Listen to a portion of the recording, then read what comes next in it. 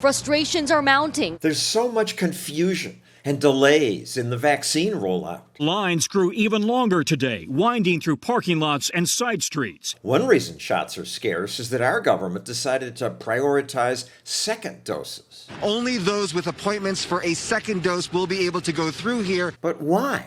When cases begin leveling off after one dose. 90.5% effective after the first dose. The first dose is already incredibly effective. Alex Tabarak is one of the people asking, why not just give one dose to more people? We have given out more than 20 million second doses. Those could have been first doses. Had they been, 50% more people would have been vaccinated by now. The transmission rate would have been pushed down. Why would we believe you rather than these specialist doctors? The physicians, they're not necessarily thinking about the person who is not their patient.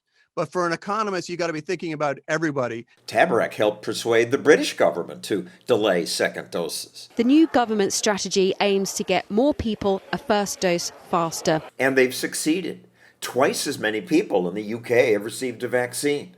And although COVID there was worse than in America, now British COVID cases have dropped below America's. What we must go with is the scientific data that we've accumulated. American officials won't adjust our vaccine regimen without doing all the government's required studies. You want to really study it to see that the amount of time that it will take, we will already be in the arena of having enough vaccines to go around anyway. So why not skip some of those studies? When you have a tiger chasing you in the forest, you don't want to run a randomized controlled trial. Should I run left or should I run right? You have to act decisively and you have to act quickly. And the bureaucrats are just not used to doing that. We're going to take a 10-minute break now. You can do both. You can get as many people in their first dose at the same time as adhering within reason to the timetable of the second dose. But you can't do both. No, we can't do both. We have to take into account scarcity. This is what economists are good at, thinking about scarcity and thinking about trade-offs. America's bureaucratic medical approval process discourages that.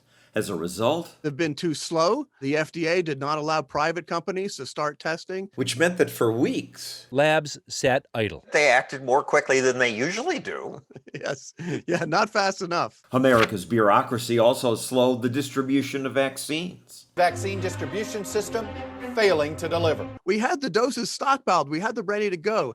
And because the state and local governments weren't ready, they didn't have the websites ready. Jammed phone lines and crashed websites. It just keep loading. So when you try to secure appointment, it doesn't go anywhere. Even though they've been told months and months, this is coming. The vaccines are coming. The vaccines are coming. Get ready. And then they said, oh, we don't have enough money.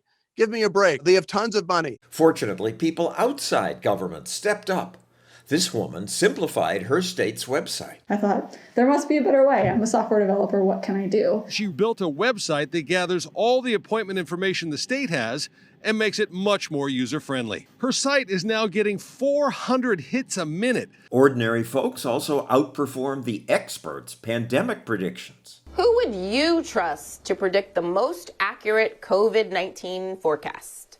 Would it be the global health institutes with millions of dollars in funding, or a 27-year-old living in his parents' home? You just need a curious mind and a willingness to go after the truth. Yu Guo's forecasts consistently produce more accurate death counts than those created by medical institutions. It's been amazing to see how much expertise there is in the world, which is outside of the usual expert channels. What does this say about government? Well, the government has just been behind the virus every single step of the way. Thank God for the manufacturers of vaccines, for Moderna and Pfizer and Johnson & Johnson. That has been the one saving grace in this entire crisis. The first shots of Johnson & Johnson's one-and-done vaccine are now in Americans' arms. Capitalism has brought us the vaccines at a faster pace than ever before, and most of that was due to lifting of government regulations. Right.